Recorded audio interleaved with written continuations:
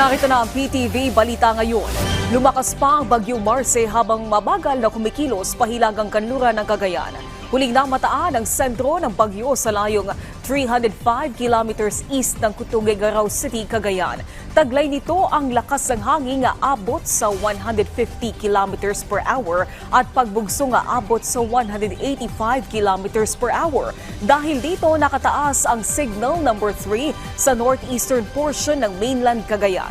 Signal number 2 naman sa Batanes, Babuyan Islands, northern portion ng mainland Cagayan, northern portion ng Apayao. Habang signal number 1 sa Ilocos Norte, Ilocos Sur, Abra, rest of Apayao, Kalinga, Mountain Province, Ifugao, northern portion ng Benguet, Isabela, Quirino, Nueva Vizcaya at northern portion ng Aurora. Sa forecast ng Pag-asa, mabilis itong kikilos bukas habang nasa katubigan ng Cagayan bago tumbukin ang Babuyan Channel. Posible din itong maglandfall sa Babuyan Island bukas o sa Biyernes. Patuloy na pinag-iingat ang mga nasa apektadong lugar. Patuloy na tinututukan ni Pangulong Ferdinand R. Marcos Jr. ang pamamahagi ng tulong sa mga nasalanta ng bagyo. Ngayong araw bumisita ang Pangulo sa Albay upang maghatid ng 50 milyong pisong cash assistance. Malaking tulong ito sa 18 bayan at lungsod na naapektuhan ng Bagyong Christine at Bagyong Leon. Naistiyakin ng Pangulo na muling makababangon at makakapagsimula ang mga magsasaka at mangingisda na naapektuhan ng bagyo.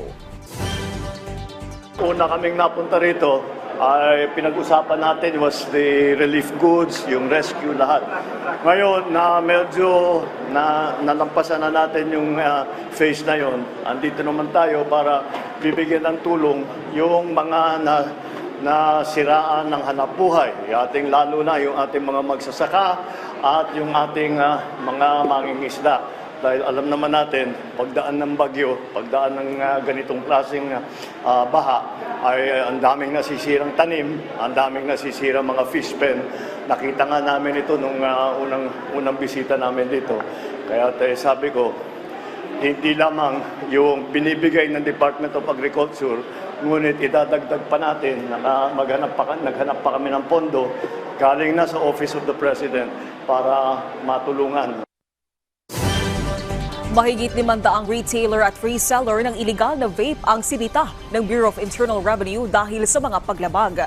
Ayon kay BIR Commissioner Romeo D. Lumagi Jr., napag-alaman ang mga ito sa isinagawang simultaneous at nationwide raid mula October 16 hanggang October 31. Mahigit 181 milyon pisong halaga ng tax liability ang dapat bayaran ng mga lumalabag. Kaugnay nito, iginiit ni BIR Commissioner Lumagi na hindi ito titigil sa pag-raid ng mga iligal na nagbebenta ng vape.